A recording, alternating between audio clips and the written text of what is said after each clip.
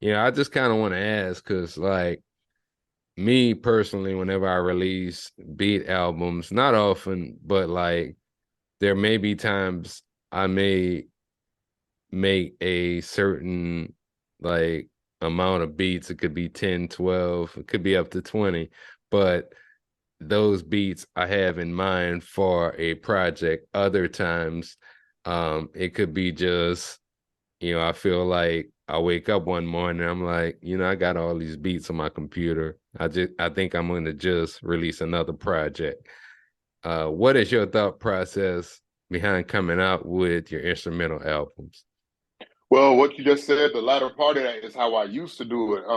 For One by One, Volume One and Two, I kind of like you said, just had a bunch of beats. I was trying to clear space. It would be something where I would purge, throw away a bunch of garbage, and then I would keep stuff for like, hey, I'm going to send these a rough draft, whatever.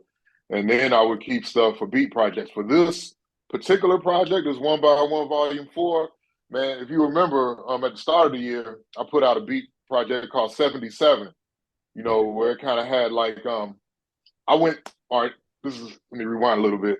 I went to they got this place here like the swap meets called Swaporama.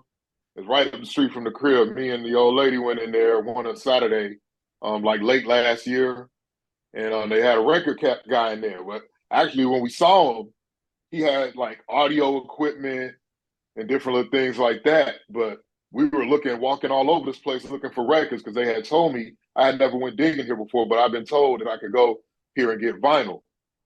So I'm like, yo, man, you got any like records back there somewhere? This dude comes back from under a table with a big old huge tote full of vinyl, man, nothing but records. So I went through there, man. I bought, and it was all for like $1. I had like this many.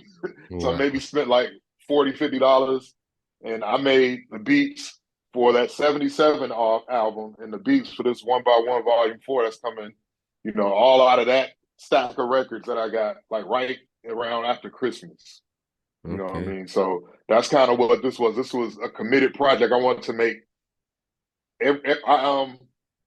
I have different sounds on this particular album than that 77, whereas the 77 album had more of a like retro, like 70s type of feel. I wanted to have that. That's why I named it 77.